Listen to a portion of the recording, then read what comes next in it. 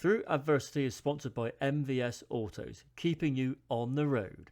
MVS Autos offer a range of vehicle services including MOT, servicing, repairs, welding, diagnostics, aircon and much more.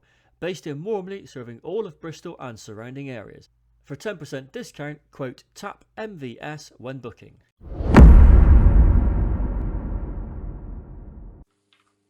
So welcome to the next episode of Through Adversity with me, Rich, and big thanks to our sponsor, MVS Autos, based in Wormley, Bristol. Don't forget to subscribe, comment and like. And today's guest, Mr. Ragnar Potter. Welcome to the show, mate. Evening. How's it going, bud? Yeah, living the dream. Doing well at the moment. Good, because we kind of made contact going back end of COVID, wasn't it? It was the COVID TikTok days, wasn't it? Yeah, 2020, I think, yeah. 2020, 2021, wasn't it? You were going through the mill. And before we get to the point, because that really is like the point where it all went completely wrong, wasn't it? It hit an ultimate low. Let's sort of see how we got to that stage, because this, with it being through adversity, we want to know how you got there, what events, what catalysts in your life led to that point where it all got too much for you, and then here you are telling the story. So, as with any other podcast, any other thing going on, let's get a little bit of context. Tell us a bit about growing up. What was little Ragnar like? Little shit, a little tyke. Was he? Yeah, I was all right, really, I suppose. But it was, I lived on a council estate in Southend, the Kersal estate. Like all the other kids there, really, just tearing about, getting up to no good, and trying not to get in too much trouble. What sort of decade was that in, mate? I was born in the 80s. I lived on that estate here and there. We lived all over the place when I was a kid, Scotland and everywhere. But yeah, mid to late 80s to early 90s. Yeah, brothers and sisters? No, none. No, just you then. Just one is enough. Well, when I was about 11, I think my mum adopted my cousin. She was a couple of years older than me, but other than that, no, yeah, just me. It's just your growing up. So how was it then, mate? So growing up in the 80s, so you would have been a teenager in the 90s, I guess? Yeah. I was born in 84. What was it like? What was your plan? What was your master plan then? So when you were hatched, going through school to getting on the rails to working, what was your plan, mate? I was going in the army. That was it. From being a young kid onwards, I just wanted to go in the army. That was it. So what inspired you to want to do that? Partly, it was just a way to get away. And I don't know, anything on the telly to do with the army, anything. They used to do an air show in Southend every year, massive. So all the army displays and that down there, I used to love them. I was in the Boy Scouts and that. As soon as I got old enough, I joined the Army Cadets, and that was all I wanted to do. So Intel tells me that you were considering the Armoured Corps. Yes, yeah. Yeah, good man. The only corps, as far as I'm concerned, the best corps, as far as I'm aware, anyway. I wanted to be either a tanky or, you're going to hate me, a military copper. The military coppers, no disrespect, military coppers are known as monkeys, red caps, the whole load of things that we call the MPs. We don't dislike them. We just didn't like them when we were serving, because their job was to come and make our life miserable, wasn't it? So why such a contrast, mate, between being a tanky and an RMP? What was the appeal for each of those two? Well, the tanky just appealed to me because I've always liked vehicles. I've done, as jobs, digger driver and things like that. I've always liked things like that. So wanting to go in the army and just having a love of things like that, it sort of married up. But the military police, I like the hat. Really? Is that what it was? The lid? That was it. Yeah. That was it. That was the only appeal. So if you're going to go into the tankies, what would you have preferred to be, a driver or a gunner? Now, this is important, mate. This is really important stuff. Those tankies out there will be sat on the edge of their seat thinking, here we go, what's he going to be? Which way would you have gone? I would have wanted to have been a driver. Grease monkey, straight away, down in the hole. Greasy, dirty man. Yeah. To be fair, mate, when you get there, you go to be a driver or a gunner. I think it's changed now. You become a crewman, you do all of it. So, yeah, but you can't beat driving tanks. And you would have been in Challenger 2, I guess, wouldn't you? I don't know. You would have been, mate, yeah. Well, depending on what area you would have gone into, your catchment area, whether you'd have gone into a reconnaissance unit, we'd have been on scimitar, or if you go on a main battle tank, or another, you'd have been on Charlie 2. A little bit of kit, but good. So that didn't work out. You didn't get to go in the army. Where did your life go after that, mate? Well, all my mates were a little bit older, so when the lads from sort of the army cadet days all went off and went in the army, I decided, I'd have a bit of time, just having a bit of fun on my own. All my mates had gone, and I ended up with a criminal record at the time, which put things back, and then I just never got around to it. So, criminal record. Can you sort of divulge on that at all? Yeah, I was 16, 17. I was up to no good all the time anyway, just stupid things, really. Yeah. I think I nicked, when I was drunk one evening, on the way home from the pub, a 17.5-ton Scania flatbed lorry. I couldn't be bothered walking home. Did you get it going as well? It was a firm in Southend called IMS, and they used to keep all the keys under the sun visors, and it was a public car park outside the yard. So I stopped off and picked up a lorry and drove home instead of walking. I mean, that, to be fair, mate, that's the sort of thing squaddies do anyway. So you're only doing what you would have done in the army, because stealing shit is what we did. That's what we specialised in. So, and I take it you got caught. I would have got away with it. I got home, right? But at that point, I was having too much fun playing lorry driver. So I turned round. I turned round and went for a drive, and they reported it nicked. So you just sort of like moved the goalpost slightly whilst you're in it. If I'm having a lot of fun here, let's just crack on. Yeah. And it was. Did you get a chase on? Did I what? Did you get a chase on? It wasn't a chase as such. I noticed a copper down a side street off the Southend seafront clocked me, and he pulled out behind me, and he just followed me all the way. And I was going at the speed limit, and we pulled up onto the main road out of Southend to London, the A13. And just as I pulled up there, they'd set up a roadblock, and I just stopped the lorry and got out. So, did you have a license? Had you ever driven a truck before? That's the two questions I got. No, I did have a driving licence, and I think I had a couple of lessons in my mate's Vauxhall Cavalier or Vauxhall Astra or whatever it was at the time. So, yeah. So you got a criminal record. Did you do any time for that? Was it just a proper fine? No, it was that, and then there was an assault for I got in a drunken fight as well. Yeah. And I buggered off to Spain, even though there were little charges. I went, sod it. I've never been abroad. Oh, really? Yeah. I had so a one-way. You had it on your toes. Yeah, I had a one-way. I bought a one-way ticket to Spain. Yeah. Somebody had said, "Yeah, meet my mate in this town. He'll put you up." And I had 150 euros in my pocket. It weren't until I come out of the airport and the air. I've never been abroad. The heat hit me, and there was palm trees, and I thought, "What have you done?" So I walked back in the airport, got trolleyed, and got on a bus to find this geezer who didn't exist. So whereabouts in Spain? He wasn't the real person. I don't think he was. No, nobody had ever heard of him. But apparently he was meant to be well known. But it was in between Marbella and Estepona. It was one of the urbanisations called Benavista. Yeah. I went there, and I ended up kipping on the beach for a week. Roughing it, and I guess you come back pretty soon after that. No, I was out there for about a year. Oh shit! Really? Yeah, I kept there. I was walking in the bars, talking to people all the time. And like promoting. No. When I was kipping on the beach, I was just trying to find somewhere to stay and some work. And a fella I got on with, he worked in a bar. His wife used to clean a couple of holiday lets apartments. Yeah. And one of them weren't being used for a few weeks. So she said, "Look, there's a key under the flower pot. Go and stay there and just make sure it's spick and span." So I did that, found some work delivering furniture and some other work like waitering in pubs. I stayed out there for nearly a year. I bet it was alright, wasn't it? Was it okay in the end? It was really. I met my daughter's mum out there and came back in. So, Spain for a year, came back to the UK. Did they pick you up?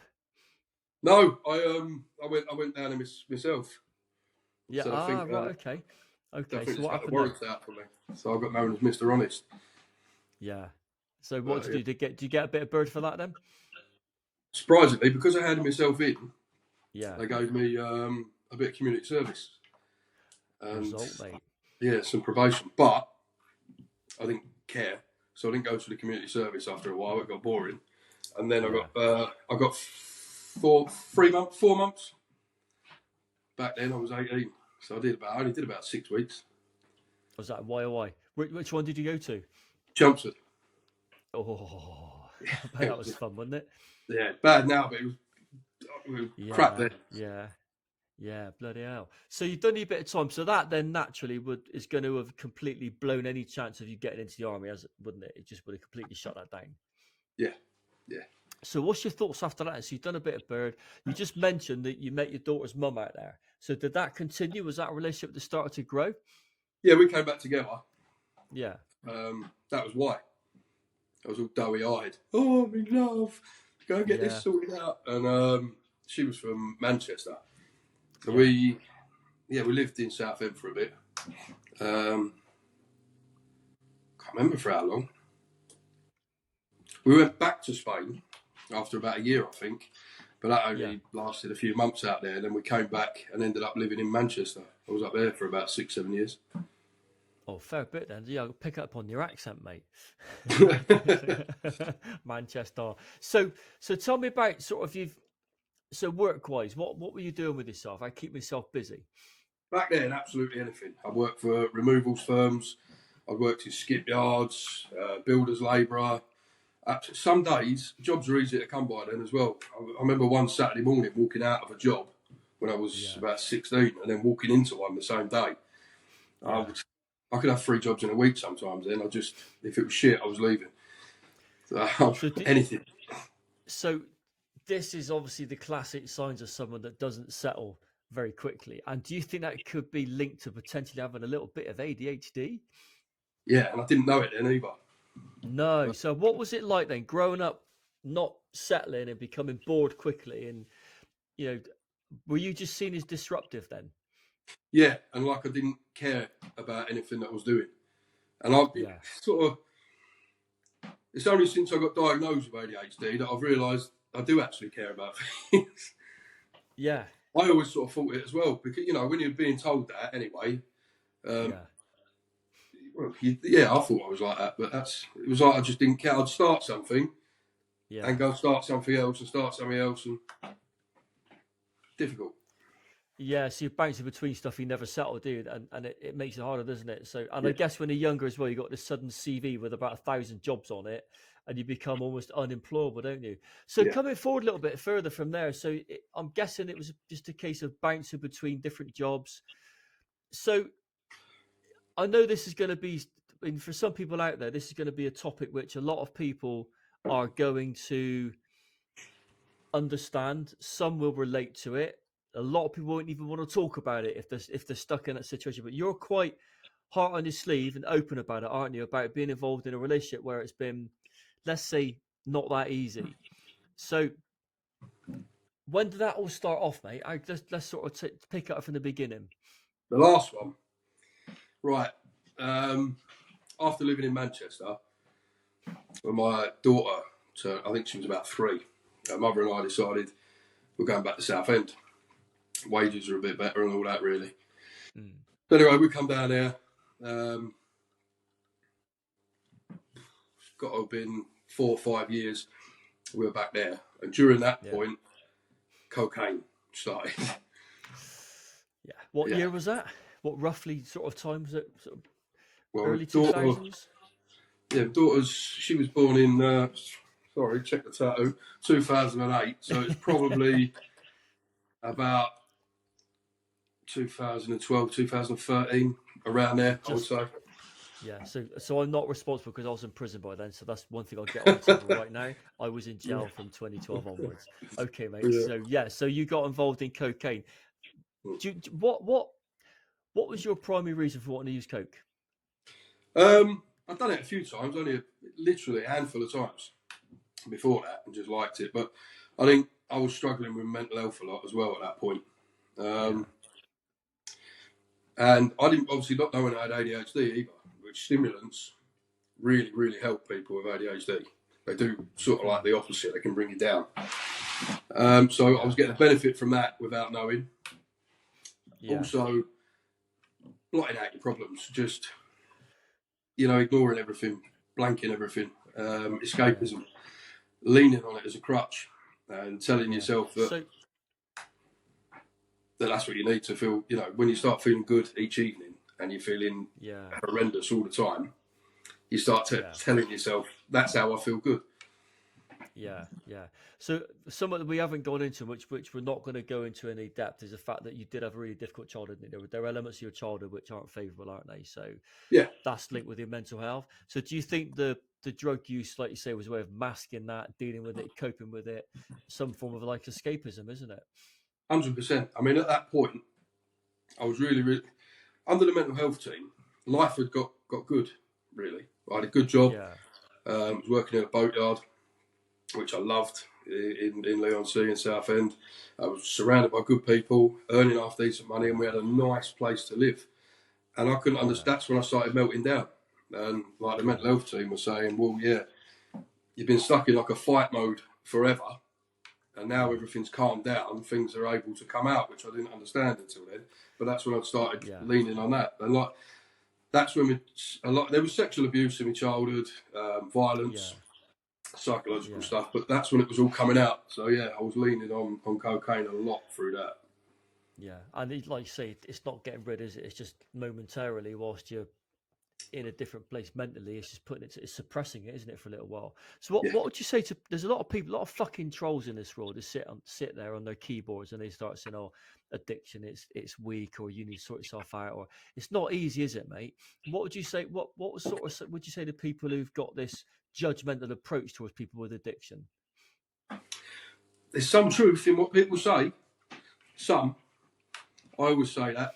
I don't think it's an illness. I don't believe that myself. At points during it, I'd have gone along with that. I'd have gone along with every excuse and justification you could imagine. But the truth of it is partly a choice as well. You don't choose to become addicted. It's not a choice. You know, I didn't choose to become addicted to cocaine, but it happens. But once you realise you are and you have a problem, you're using those justifications. That's where a smidgen of truth is into it. You know, you do start lying to yourself, and it's not weak, but it is weakness. So, but some will see it that way, won't they? To say to the people who you're talking about, people normally have no experience of it. All I'd say is jog on. You don't know what you're talking about, but there is some weakness to it, isn't there? Of course.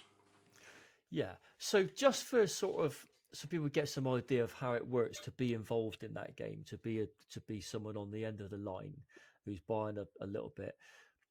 Talk us through the emotions. You know, when you're gonna, and I've seen this firsthand from people when I've been at the other side of it, is the eagerness to get hold of it, the ringing the phones of the dealer all the time. Talk us through those stages of your emotions, how you're feeling when you've got yourself a couple £100 or £100 or whatever it's going to be. Talk us through those stages, and we don't need graphic details about the use, but the emotions you're going through whilst you're getting yourself sorted out. The biggest one that springs to mind firstly at that point is selfishness, because there was points in there where I feel ashamed of it now still, viewed the fact that my children, my older two, needed food as a fucking inconvenience, because that was taking. I was earning that money, that was my money, and I would think of things in terms of £40 a time.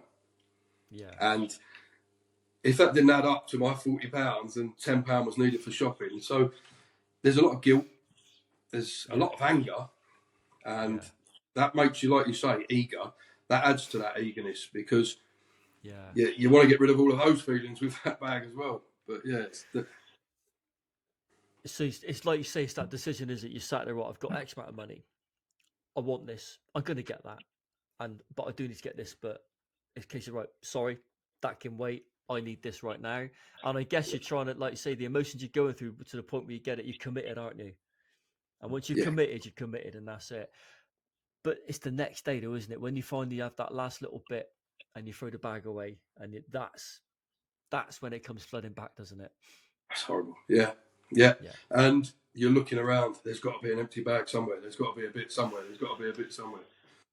And I mean, at the time I was earning, some weeks I would clear sort of 800 to 1,100 quid in wages. Yeah. And I'd be broke and ticking by Sunday. So how much were you? I mean, you were spending a lot on cocaine. You were spending a lot of money on cocaine, I I guess. was doing it Was it going with drink as well? Though? Were you drinking a lot at the same time? Yeah, but I was the weird one. This is how they determined ADHD with me. Yeah. My mates all wanted to go to the pub first, have a few beers, and then they'd end up calling it on. I could have gone without the pub. I wanted the bugle. That was it. Yeah. But it does go hand in hand. I was drinking with it, but it was more about it wouldn't matter if I didn't have a drink. But for me, it was about getting bugle. So you were sort of shutting yourself away from everything whilst this was going on. So at what stage did you realise you were in a relationship which was becoming, let's say, more slightly difficult? Let's put it that way. So yeah, this is all actually before the relationship we started talking about. So you were flat out on the coke then, just yeah. This was when I was with free. Kira, my daughter's mum. Right. Yes. Yeah. Okay. So that relationship, that we were both doing it. Yeah. I won't talk too much about her, No, but fair dues, yeah, we were both taking drugs, and it's tale all the time. That relationship went the way it was destined to go when you're doing that. So she ended up moving back up north with the kids in 2017, and I'd followed up to be a bit closer to fight to see them. Yeah. They were in Manchester, but I went to Blackpool. It was still far away, but close enough to do any cool things that I was hoping to do. And I met the boy's mum. So I was not at a good time in my life. And I was still doing a bit of sniff. Nothing like I had been. No. But when I met her, she was in a bad place as well, let's say. Yeah. It sounds silly looking back and saying it, right? That she was drinking about 30 cans of Carlin a day when we met. Oh, really? Yeah, and it sounds like I feel silly looking back and saying it, thinking, how did I get involved in that? But yeah, I did. But yeah, and then violence. When you're at a very low point of yourself and you're in a bad place, you don't necessarily see the red flags, do you? You just sometimes cannot see the red flags. In fact, sometimes you've got loads of red flags yourself waving above your own head, haven't you, for different reasons? You know, and so I guess it's like one of those things. So you got together then. So how did it start? So I'm just going to get a little bit of context. So there's this word gets thrown around social media all the time, isn't there? The N word, the narcissist word. Yeah. It's bounded about. Everyone's a narcissist these days. Yeah, he's a narcissist. She's a narc, 100%. People may display narcissistic tendencies. Doesn't mean that they are. But let's talk about that early stage, if you can recall what it's like, of the love bombing and then potential gaslighting and such like. What form did that take for you? Because this is important for people who do listen to this to understand that they are out there. It does happen, and it's more common than people think. How did it look for you? Well, it didn't look like it at the time because I didn't even know what that word was back then. So it's all with hindsight. But yeah, I agree. It does it's a buzzword now, and it gets bandied about, and I think it cheapens it and it dilutes it down when people actually are. But in the early stage, with hindsight, which is always 2020, you have all that relatable stories, past experiences, traumatic times, and it's all relatable, and it's all like you've got this massive connection. But what I didn't see then, but I do see now, is none of those stories from her came out before mine. Everything was a response to what she would ask me questions and probe. I was at a low point, so about my children, but then there'd be questions trying to find out about childhood and that, which people do when they meet. You ask these questions anyway. Yeah. But every one of her relatable stories was as a response to any answers I gave. And that's where the hindsight comes in. But just literally mirroring what you were saying. Yeah. And emotion, mirroring emotion. Yeah. Well, that's what gets that bond, isn't it? That's what gets you pulled into the narcissistic trap, isn't it? Under the spell. Yeah. And there's silly little things that I really thought I'd been annoyed about at the time. But again, with hindsight, you realise, Jesus, that's what gaslighting is. Like, this will sound daft to people, but it's one that sticks in my mind. Like, prepayment meters for gas and electric at her house. Yeah. So I'd given up where I was. Well, I hadn't given it up. I still had it, but I was staying at hers most of the time. She couldn't handle it if I wasn't there. And I'd had enough of putting money on the gas meter, because for every £10 that was put on, I think £6 or £7 was being taken in debt. Right? Yeah, typical, So I isn't said, it? I'm not doing this. Yeah, And there was an argument. You're coming round here using my stuff, and you're not paying for it. I said, I'm paying your debt. Would you yeah, pay my debt? So I said, I've got £2,000 worth of debt. You're going to go pay it?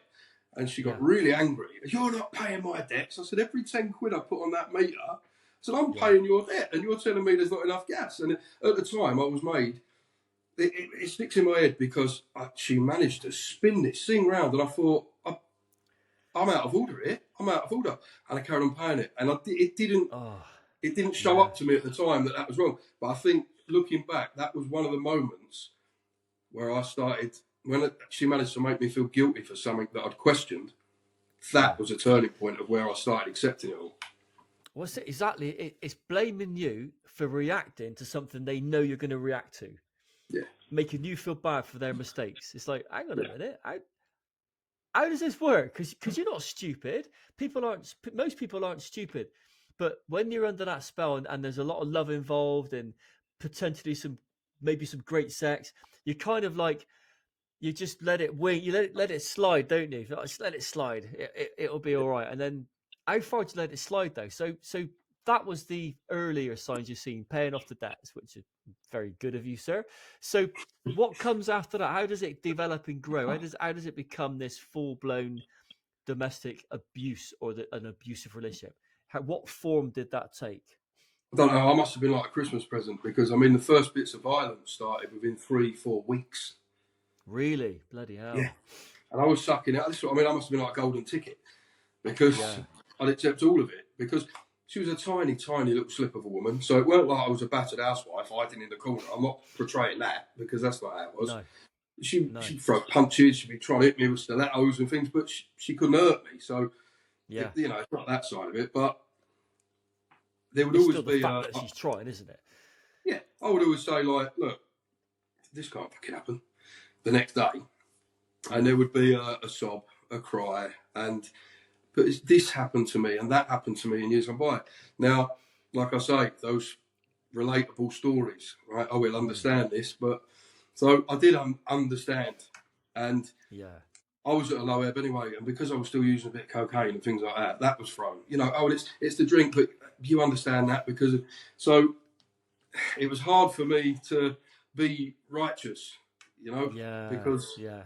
If so, you're not so that, squeaky clean yourself, you can't exactly. get on your pedestal, can you? And I would sit there because I do care about people, and Yeah, I would think, well, I know how hard it is with problems. Whether hers is drink and mine was a bit, I know how hard it is. I can relate, and we do act certain ways when that aren't us and things like that, and yeah, it just fed into it, didn't it? So then everything just become acceptable, because I'm one of them. I'm sort of all or nothing as well. So yeah, how can I accept that on Tuesday, but on Thursday it'll make me walk out? So my mind's, look, you've made a choice. You're accepting. yeah. You've got to work through it, and you will work at it. So that's, I think, how that fell into place, really.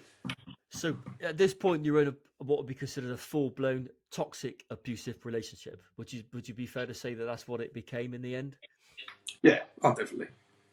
So how did it progress then to the point where where we started getting comms ourselves 2020, 2021, wasn't it? And Yeah, your story is actually your journey is a lot of it is on your old TikTok account is very well documented, isn't it? About your own yeah. personal journey, about how you took things. But I think that account's long gone, isn't it? No, it's So still there talk. now. I've got back into it. Oh, the original one. Yeah, Oh, happy days, mate. So yeah, if anyone's sure, no, not sure about this, we'll leave the links to Rag's is socials after this, so you can have a look and go back and see it all going, because they'll be able to see it in real time, won't they? How it was going yeah, back. yeah. So talk us through the next stage then, mate. So you went from knowing you're in this difficult relationship. What sort of started to change to make you want to not be in it anymore? Then what made you think, right, I got to get out of this? We went on for a couple of years. I mean, up north, we was at her house at the points we were just talking about. Yeah, So we moved, because I said, I can't keep getting kicked out. I need some security of where I live. And we moved so that my name was on a tenancy and hers, and it still continued to happen. My daughter then came to live with me from her mother. She was with us. And I'd had enough up north, so we were coming down to the southwest. Because we had the boys in, to give them a bit of a better start in life than where we were, and that went a bit belly up coming down here. I'd got a half decent job, but we ended up in a hostel for a while. So, could you go into what went belly up, or it just went belly up? Without right, my mother's husband. Right, we're coming down here. I've got a job sorted, half decent money. Yeah. So my mother at the time had said, "Well, why don't you all come and stay with us while you're looking for a house?" Her husband was inappropriate, let's say, with my daughter. Okay. I'll leave it there. Yeah. So Yeah. we had to get Okay. out of the house. So we ended up in a Yeah. hostel. But while we were at the house, I mean, the drinking with the ex, she was still at it. The police have been called out. Were you still feeding the old nose? Maybe once every couple of weeks. Oh, that's So not on a habit level. in the grand scheme of things, that's pretty good, isn't it, in comparison? Yeah, I mean, I shouldn't have been doing it, but yeah, no, I wasn't daily use or anything like that. Yeah. And really, I'd been off it for a while anyway, and I was leaning on it again to cope with a lot of stresses, which it wasn't helping me cope. But no. So when you cut down on the coke? So what changed? What made you cut down? Was it financial restraint? Was it the fact you just didn't feel you need to do it anymore? What partly made financial, and mainly I'd had enough of being a letdown. Yeah. Because start using that on the daily, and I'll just let everybody down. Friends, kids, work, everything. And not even for not through not caring, just being at this point incapable of doing anything. Yeah. Just so that was the main reasons for that. But yeah, we ended up in like a hostel. Like I say, the drinking had continued with her and the way she was. She'd been physically abusive again in the hostel, so it was another case of her making accusations to the police where she panics that she's going to get in trouble, so she would ring them and he's done this, he's done that. So they split us. Her and the boys were in one hostel, and my daughter and I were in the one that we had all been at that point. Yeah. Which led to robbery. Yeah. So this is interesting. I mean, I know you've got huge remorse for this. I know you've got, because I was literally on the phone. Like I was one of the people that was sort of like with you just after that stage, wasn't it? As you were getting ready for the next stages, and I know that you've got mass remorse, and I know that by telling this what happened, this isn't any disrespect to the people involved in it. You're not glorifying it, but it's something that happened. This is the desperation that you got to, wasn't it? So tell us about how the lead up to that point. I will, but before that, the remorse. You're right, but not. I've got to be honest. I'm not remorseful for the crime or the companies. It was the fear that it caused for the people working. But the lead up to that, my daughter and I were in that hostel. I'm still working. She was 12, nearly 13, so she was legally able to be at home by herself for periods of time. Yeah. She was getting back there an hour earlier from school than I was from work. So there was a woman there who I didn't get on with, worked there. And she told me that if she's there on her own, I was in breach of the agreement and I'd be kicked out. And I said, well, legally, she's old enough and the door can lock and it's an hour at a time. No, you will be kicked out. So I had to quit work. Oh. Now, documentation that I needed for housing benefit was with the ex, and she wouldn't give me anything back. Housing benefit weren't paying. The hostel was run by a lovely charity who were charging nearly £300 a week for the room. It built up to about 10, 11 weeks worth. I think it was about £3,000 owed. Housing benefit weren't paying, and they wouldn't let me go to work. I'd sold a lot of the stuff, our own personal property that we had in a storage unit, and had to get rid of the storage unit. I'd got rid of everything. And they'd given me 2 weeks to pay it, or I was going to be made street homeless, because that's the next step. And my daughter, she wouldn't go back to her mother's, so she would have gone into the care system. Now, at this point, I was desperate. Yeah. I didn't know what to do. I tried every avenue legally that I could, everything, and people were trying to help, but nobody could help with that amount, and that amount needed No. settling. So, And when was this? Was this 2019, 2020? 2020. 2020. It was. So bear in mind, was it COVID times? Yes, yeah, it was. Yeah, So it was. so the Yeah, world's in a mess anyway, isn't it? The whole world's in yeah. a fucking state. The restrictions were over. You could go out, but it was Yeah. COVID. Yeah. Yeah. Yeah. Well, in my toolkit, I happen to have a machete. So I decided to go and rob a co-op and try and get some rent money in. So did you plan any of it, or was it like, I need some fucking money? I'm just gonna grab this and go to the first place. Did you think about where to go? Had you sort of like observed it in any way, or did you just think co-op, take-ins, done? It was. I mean, I've been thinking about going and doing something to get the money. But I was trying Yeah. to, last minute as such. I thought there's got to be another way. There's got to be another way.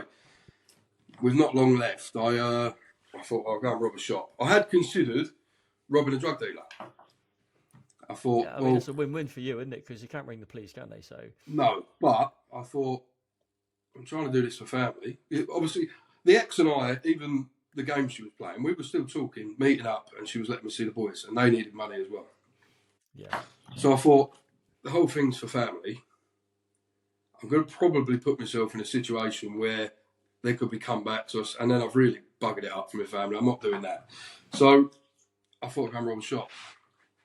And I just started looking on Google at late times when they close.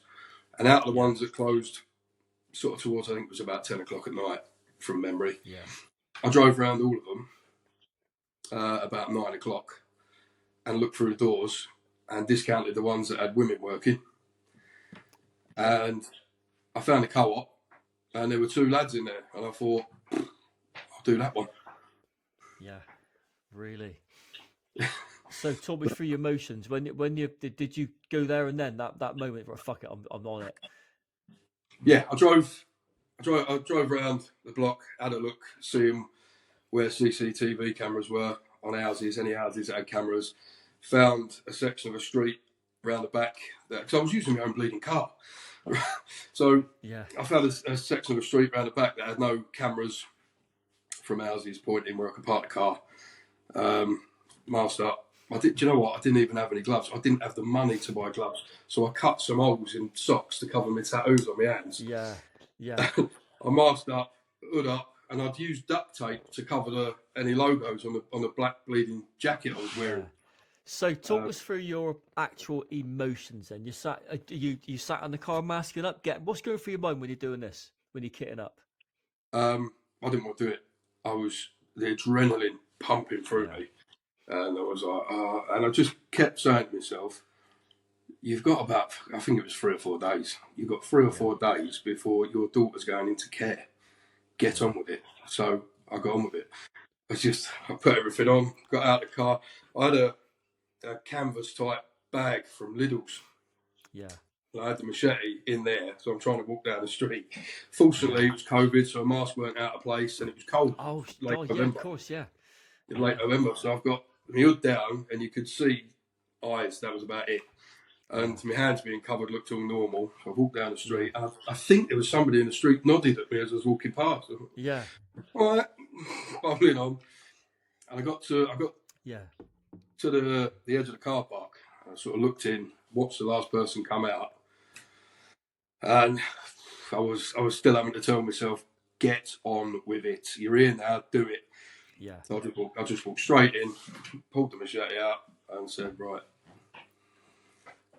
I put on a very, very bad Irish accent, Northern Irish accent. Yeah. And it explained that I needed some money, really.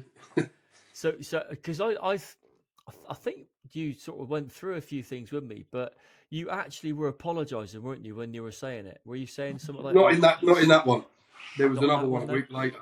I didn't get enough money, so there was another one. Oh, Not right, in that okay, one. so carry on then. So you got in there, they give you some, how much did he give you on this one then?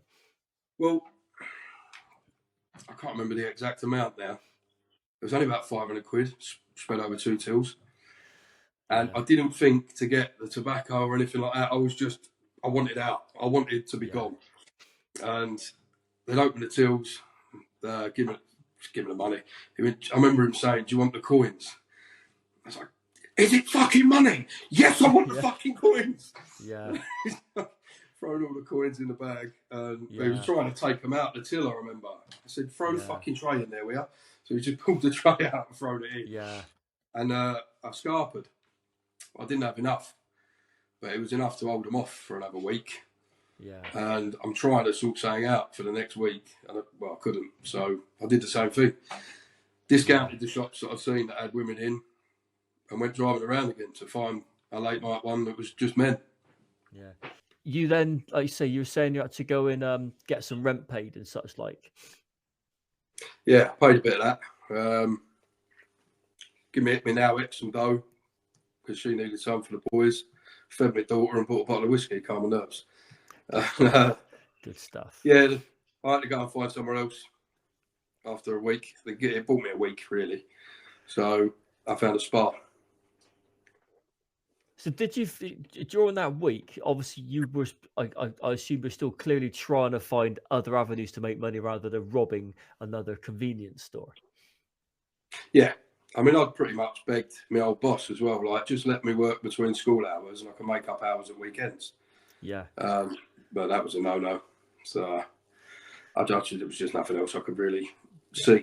And I guess it's like, it's genuinely, you've hit desperate times, haven't you? You're at that point where you're purely desperate. Yeah. Yeah. And after doing the first one, I couldn't really justify to myself. I didn't want to do a second one. I didn't want to do the first one, but it was harder, if it makes sense, to justify not doing it for the rest of the money than it was to justify doing it. Yeah.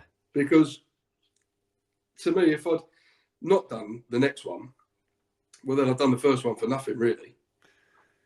Yeah, it would have been a waste of time, wouldn't it? So you're committed in for a penny, in for a pound sort of thing. Yeah, yeah. So similar setup then. Balaclava, duct tape, socks. How did it go on this one? I had sunglasses on this time because I remember worrying as well the last time. All I could see was like slits, but I remember being so worried that they were going to be able to identify me from my eyes. Big old eyes. Yeah. So I went in. There was two fellas working, a younger fella. He was, we say younger, he was early 20s. Yeah. With long hair. And a fella, sort of mid-50s, I thought he was at the time. Yeah. I waited on the corner opposite for the last customers to leave. Yeah. Just walked in and produced the machete again. Did they hand over straight away? No, oh, didn't they? Well, he wanted to. The older fella was mopping up towards the other end of the shop. Yeah. The younger fella, I named him Long Hair. Yeah. He was by the till, and I said, "Get the money out the till. I want to be gone." Yeah. And he was. Well, I've spoke to him since through Story of Justice, and it was the accent that I put on was terrifying him as well. Really? Was he still Irish? Yeah. You get the fucking money out of that fucking town now. Yeah. I was trying to be scary. Yeah. But he froze, and I mean froze. He couldn't move his hands. He was trying to press a button on the till, and I saw the panic in his eyes. And it wasn't. I mean. It wasn't just worried. He was, we spoke a little bit about my childhood. Yeah. And I saw in his eyes, he was in his mid-20s, I think, early 20s. I saw that fear in his eyes. And I don't know, it was like nostalgia, you know. Yeah. I related to it. I felt horrendous. And did it stick with you? Did that moment freeze in time then when that happened? Did everything seem to stop and you just took in that one moment where you saw his fear in his eyes? Yeah, because I didn't know what to do. I knew at that point it was pointless. I was never going to hurt anyone. No. So it was pointless trying to be more threatening. It was frozen, solid. Yeah. It wouldn't have worked. And then I didn't know what to do. So I was like, unfortunately, the older fella had seen it. And he came round and he said, "It's all right, mate, it's all right." And he just moved him over a bit. And he went, I'll do it. And I thought, thank God for that. At that point, I was feeling even guiltier. So I started explaining it. I don't even know where it come from. And I said, "Look, I'm so sorry." I said, "I don't want to be doing this." Yeah. And I gave a brief explanation of the situation I was in, and that the government wouldn't help me, and that I had kids to feed, and that I was fucked. Yeah. And he was listening to me. Really? Properly. How did you feel when you were sat there, just sort of literally justifying whilst you're robbing the place? How do you feel now when you think about it? Well, thinking about giving the justification, I'm glad I did, because there's, 2 years later when I met up with him, it turned out to be a good thing that I had done. But yeah, I just felt so guilty. I wanted to give them something, I don't know. But he was listening to the point, Rich. He said, "Hold on." He said, "Don't rush out the door yet." And I thought, "What's he up to?" I've got some And he money went, on the back. He went, "I'm not trying to keep you here to get you caught." He said, "If you wait a second, there's not much money in this till. I will open this till, but I need to log in and I'll get you the money." I was ready to go. He stopped me going to give me more money. It wasn't to calm me down, because I was calm at that point. He understood then. He did, and I said, "I want the tobacco as well." And he said to the other, "Get him tobacco and fags," and he gave him the pack. And he said, "Just a second, I've got to log in." And I don't remember doing it, but from when we met, he went, "Something sticks in my head is you made a joke." I said, "Did I?" Yeah. And he said, "Yeah." He said, "While I was trying to log in, you went, bleeding technology, you can get to the moon but can't open the till." He's opened the till and he's given me all the money out of that one. Yeah. Give me all the tobacco and that, and I apologised again and left, running off down the road and jumped in my car. But what I hadn't realised, again, I found a bit of the road that had no cameras on the houses. I'm old now. I hadn't thought about Ring doorbells. They would have been just about pretty much coming out by then, wouldn't they? Yeah, but you could see me getting in a car. Yeah. Still with a mask on. You had no identifying features. The number plate was shone up with a light, so you couldn't read any of the numbers. I'd seen the pictures, obviously, afterwards. Yeah. But it was a 1998 Renault Megane convertible. Yeah. In bluey silver, and there was only one registered in about 200 miles of that. Well, pretty much nailed you then. Yeah, and it had a tail light out as well, which you could see on the picture. So that was partly how they got it. Wow. Shit. Yeah. So I'm going to make the assumption that you were caught. How long did it take for them to catch up with you then? About 3 weeks. Oh, so not long. Did you get all your rent paid? That's the question. Did you get your rent paid? Got that paid off. Yeah. The notice to leave was withdrawn. She had some money for the boys and my daughterette, and then we moved into a house about 2 weeks after I first got pinched for it. Yeah. So the aftermath. So you've been nicked now for armed robbery. Yeah, 2 counts. 2 counts of armed robbery. So and possession of a bladed article, because I'd forgotten that I'd stuffed it under the driver's seat. So when they did arrest me in the car, the bleeding thing was in the car, wasn't it? So that was a separate charge as well. So that's bang to rights, isn't it? You're absolutely smashed. So I'm gonna sort of like fast forward. So you've gone through all the processes of being arrested, being charged, trial, but you didn't win trial. Did you put your hands up if you go guilty? Not at first. I went no comment in the interview, so they kept me 24 hours. Yeah. And then it went to magistrates, but they hadn't produced any evidence of anything at the first hearing. So my solicitor said, "Don't enter a plea until they've put the evidence." So I didn't enter a plea until it went on to Crown about 3 months later. Yeah, they've got to give you some disclosure, haven't they? You need to know what you're pleading against. I think, what are they just fishing otherwise? So let's have a look at this. So you got, obviously you eventually pled guilty to the offence. How long were you expecting, and how long did you get? I was hoping, because I haven't been in trouble in 20 years, to get 4, do 2, something like that. Yeah. So when the prosecution, I went to court on my own. When pre-sentence report, probation were asking, let's go outside the guidelines and give him a community order. Let's not send him to prison, which jigged me right up. I thought, there's a chance I won't go. So I was hoping for something short like that, or not even to go.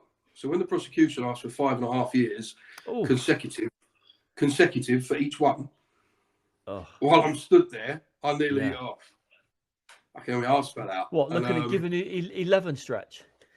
That's what prosecutors were asking for. The judge said no. And he said, "Get back in your box, Mr. CPS. You cannot do that to this man." He said he couldn't, because they were a week or so apart, the robberies, he couldn't put them down as one offence. Yeah. Like if it happened on the same night. So he said, it was something to do with totality. He would start at 8 years. So 4 years apiece. And again, my arse fucking fell out. Oh, yeah.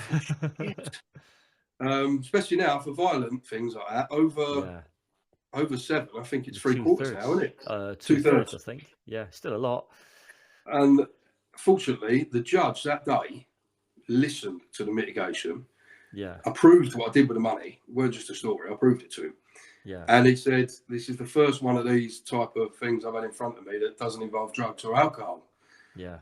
So he knocked me 3 years straight off for my mitigation. For mitigate, that's a hell of a result, mate, to get 3 years off for mitigation. So that was down at 5. 30% for pleading guilty. 3.5. So you got 3.5 years. Yeah, 21 months apiece. So you've got your daughter, kids when you're going down. So what? I mean, obviously that's a difficult one, isn't it? So you know you're going down. So what was your reservations for that? How did you secure them, if you like? Well, who looked after the kids? Well, my daughter, I got back with the ex again, and my daughter was with her. The narcissistic abusive ex. Yeah, we got back together. Is that before you went away? Right, yeah, we got back together when it happened, obviously, before it happened. So we moved into the house together. I was on bail 13 months. Right, with you. Okay, so you paid your rent at the hostel, moved out, got somewhere to live. The ex came up and padded up with you at the same time. No, she got the house. Yeah. And we all moved into it together. Yeah.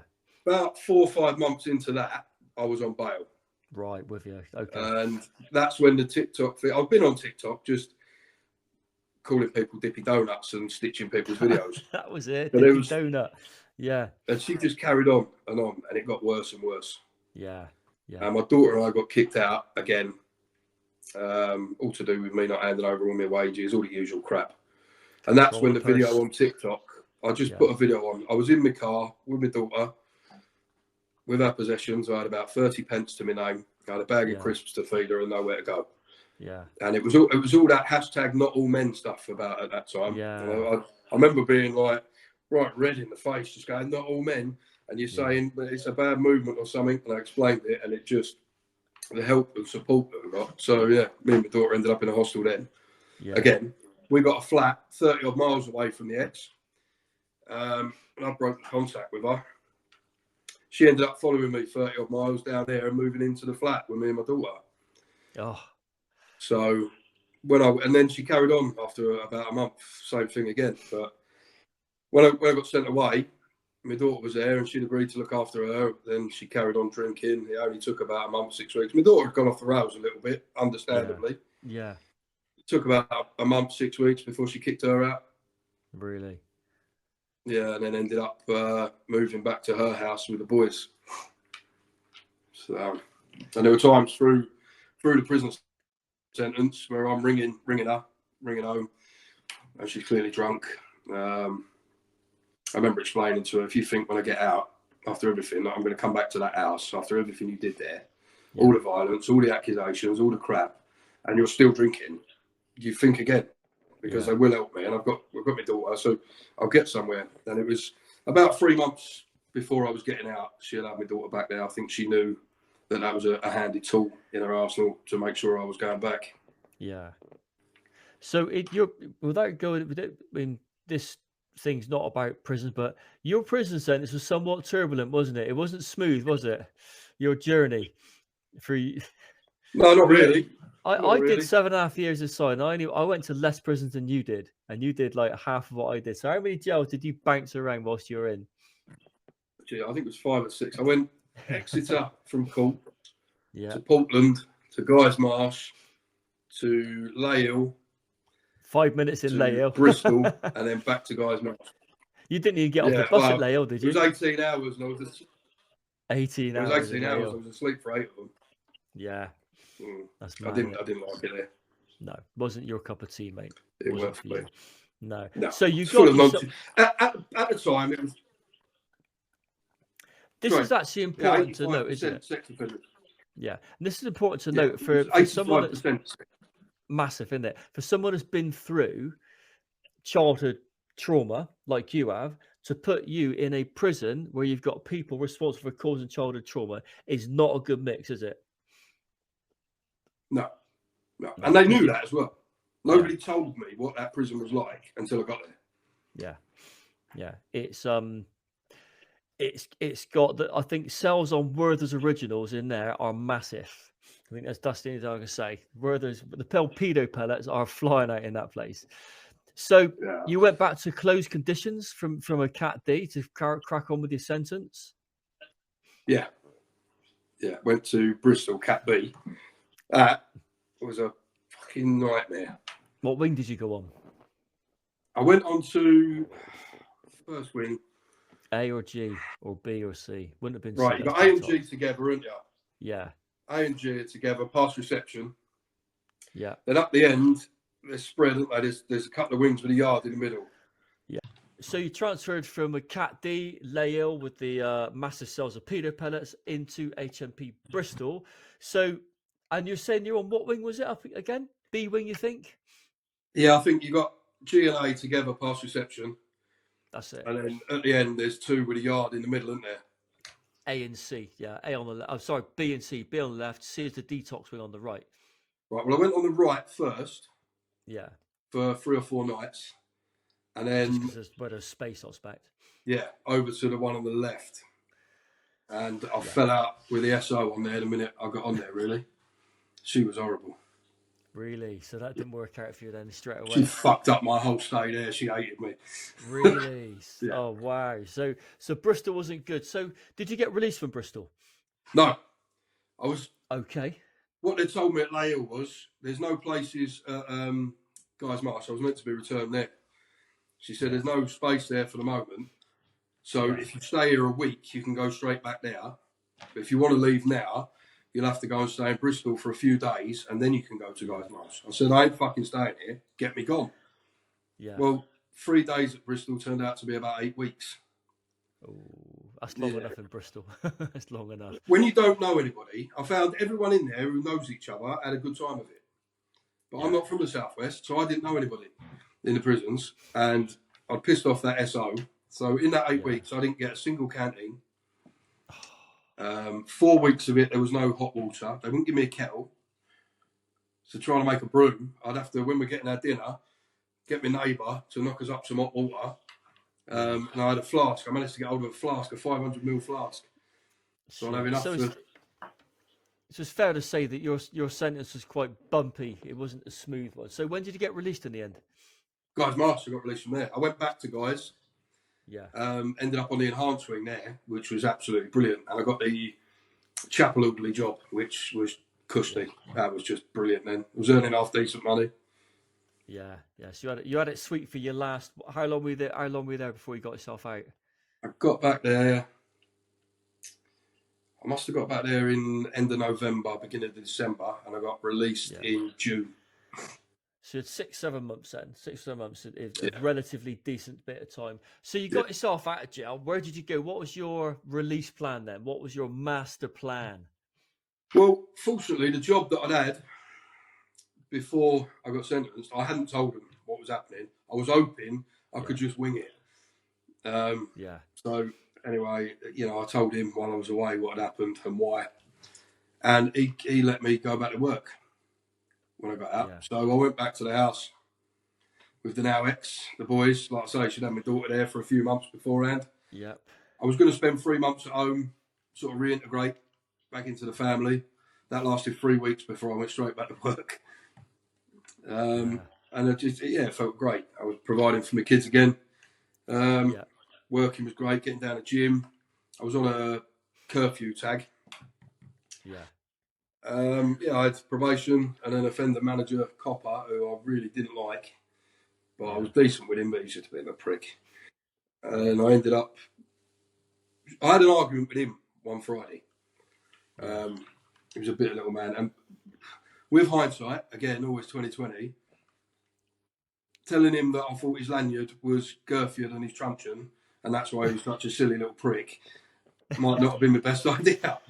Yeah. Sometimes you just maybe just regret saying certain things. Yeah, but it turned out. So what was the result of that? Well, it turned out it wasn't that, but at the time I thought it was. 9 hours later that night, I was just getting into bed. There was a knock at the door. It was just gone midnight. Opened the door. 4 coppers. He wanted recall for prison. The fucking hell are you on about? Like they were all right. I was decent with them, and I said, "Look, just come in. Let me get dressed." I'm stood there in my boxers and a bleeding vest. And they come in, and they were all right. They let me give her a cuddle. My daughter, I dropped her off that day to her friends about 40 miles away, so she didn't even know. I was due to pick her up 2 days later.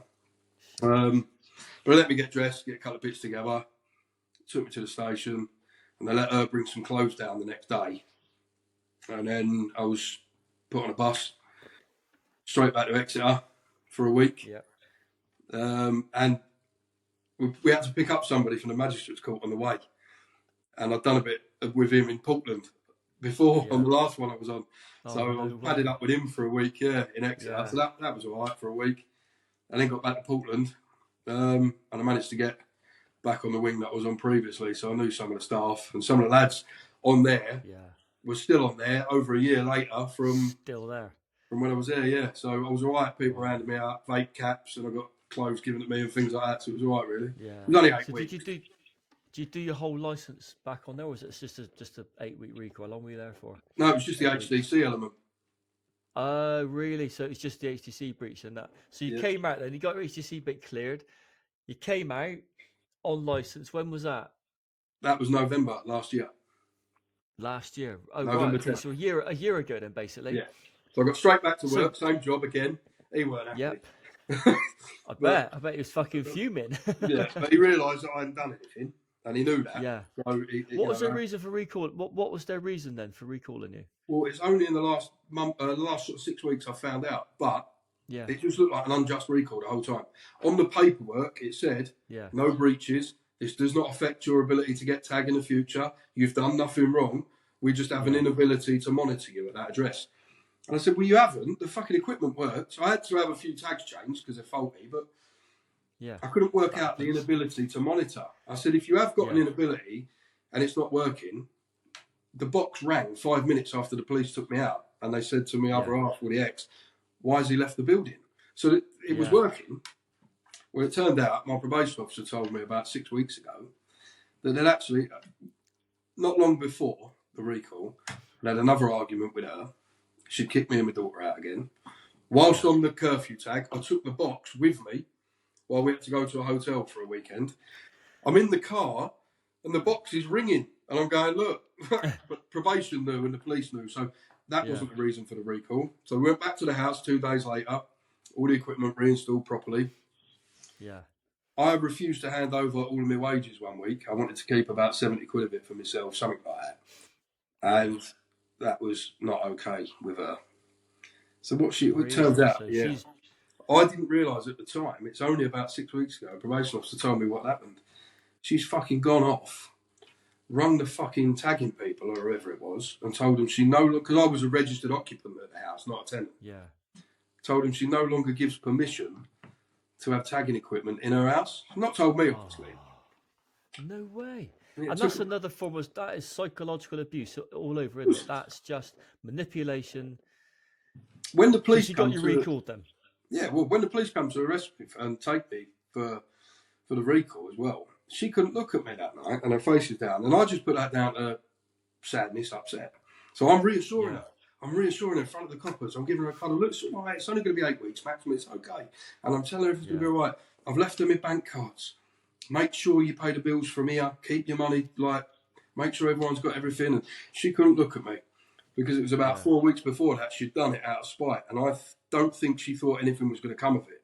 And I think that was genuine guilt that night from her. But do you think so? She did it when she was in a bit of a point where when she was pissed off with you, and then that time had passed, and it was a delayed reaction or a delayed response. Yeah, definitely. Fucking hell. Because since So then as well, she tried to get me recalled a couple of times because when she got violent, yeah, after that, she'd get violent, she'd get pissed up, she'd start fucking throwing hands, just being abysmal.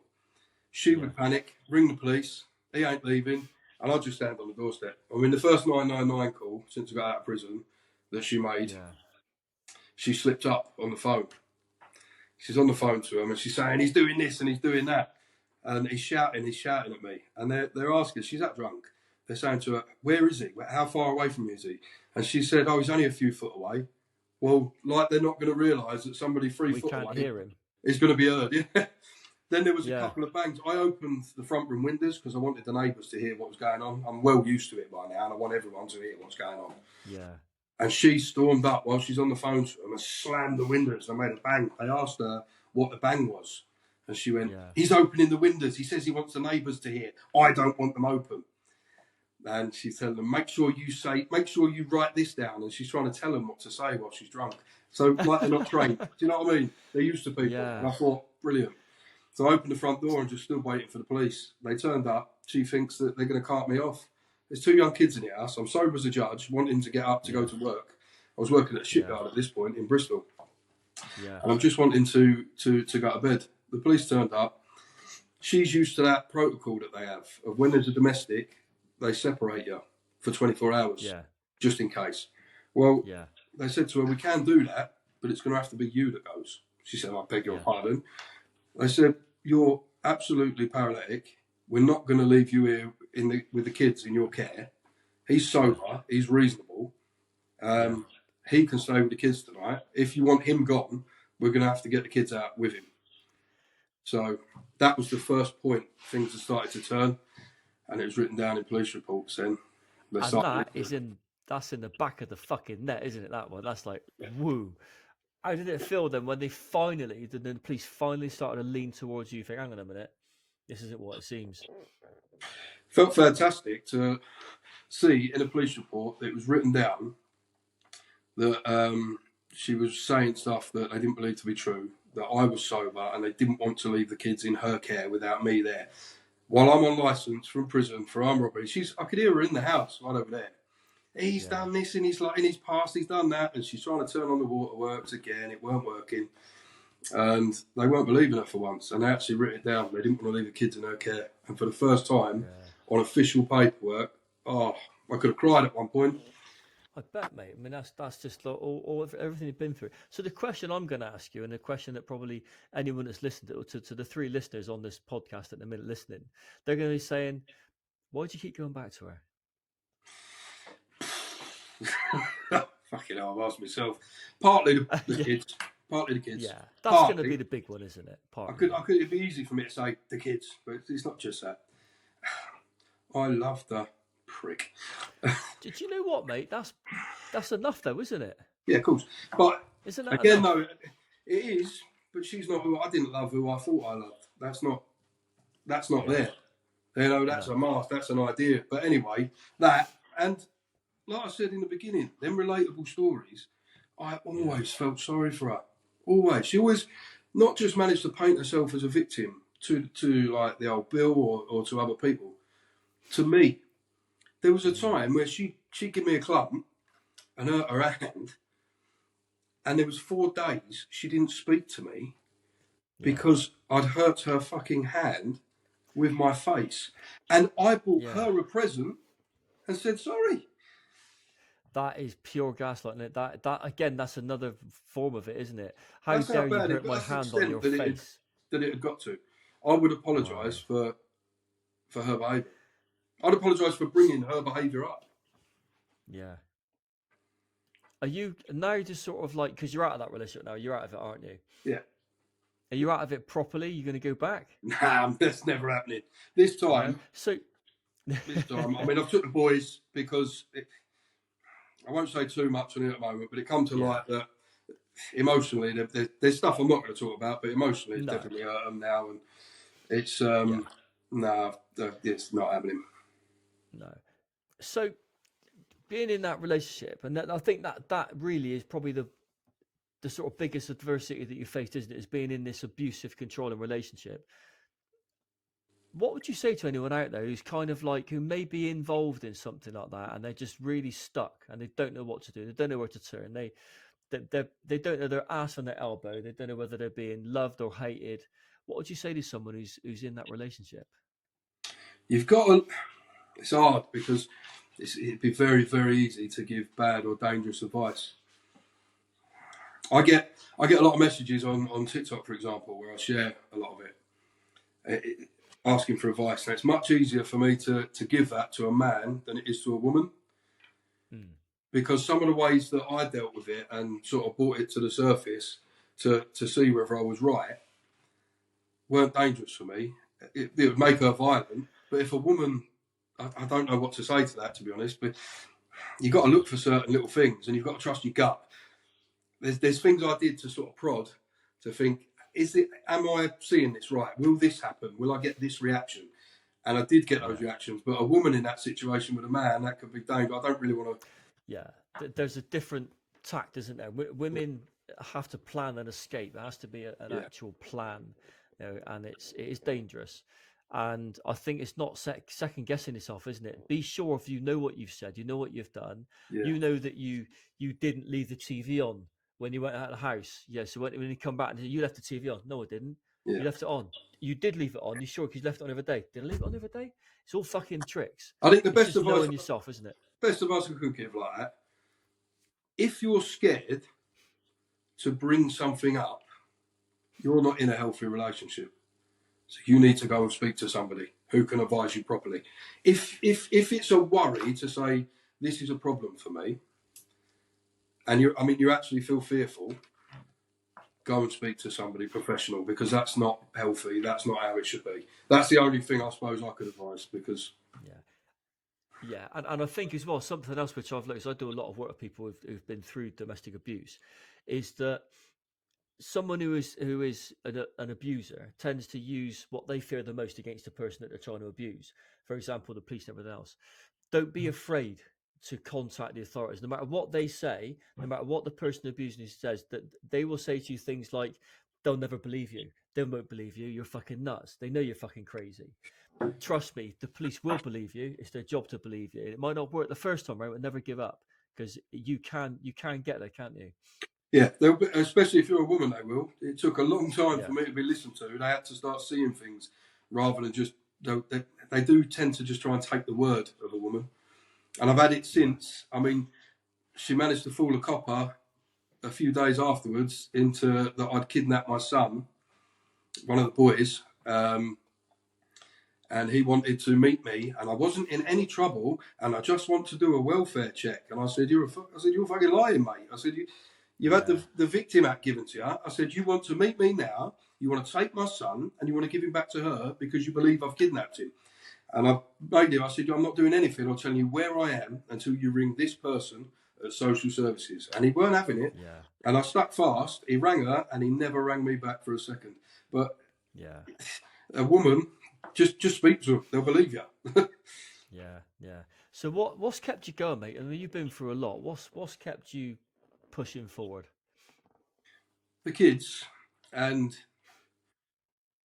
I want them to have better than I don't. Right, my life's gone a certain way because of things I believed about myself.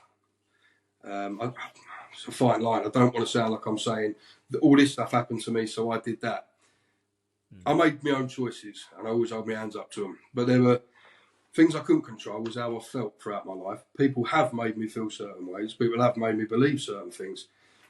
At those points, I then made choices on those beliefs. I don't want my children to be in a position where they have to make choices or feel they have to make choices like that because they believe the wrong things. I want them to know that they're valued. I don't want them to grow up seeking validation. I want them to think that that's normal, and it's them. That's what's kept me going, that they need somebody there to just crack on, really. It's that. And wanting to make up for shit that I've done in the past. You know, with my older two, like I said, during the cocaine years, especially my daughter, she didn't have it easy. She did not have it easy. No. And I didn't do enough because of cocaine at those points in her life to make it very easy for her. Well, I can do for these, and that's what's kept it going, really. Like I've learned from the fucking past. I'd be an arsehole if I hadn't, and I'm not just going to give up and let it all happen again. No chance. So out of prison, out of the abusive relationship, what's life looking for you like now? It's all right, really. Like my youngest, he's autistic, non-verbal. He's really been struggling in a mainstream school. I've managed to secure him a place in a specialist provision. So he starts there full-time in January, which is good for his future. Means I can get back earning a bit of money as well. My other son, Lenny, he's 5. He's got my ADHD and he's batshit insane, but hilarious. But he's doing really well. He struggles emotionally at times, but he's going forward. My daughter, she's turning into a bright young woman. Proud of her. She's doing well. We got a house, nice little quiet part of town, close to the school, and 2025 should be good. I'm going through the family court process at the moment, but that should all be over with by mid-January. Yeah, feel a lot better than I did 7 months ago, and the kids are doing better, really. So, That's amazing. So by the time people see this, you may have come to some conclusion with everything. Mate, I want to thank you so much for sharing your story with us, because I know it's been a lot of difficult things to talk about. And if anyone's listening has been triggered by anything that we said, you're probably better off listening to another podcast, because I don't do apologies. Just live with it. I want to thank our sponsor, MVS Autos in Warmley, Bristol, and we'll see you again on another show. Thank you and take care. so.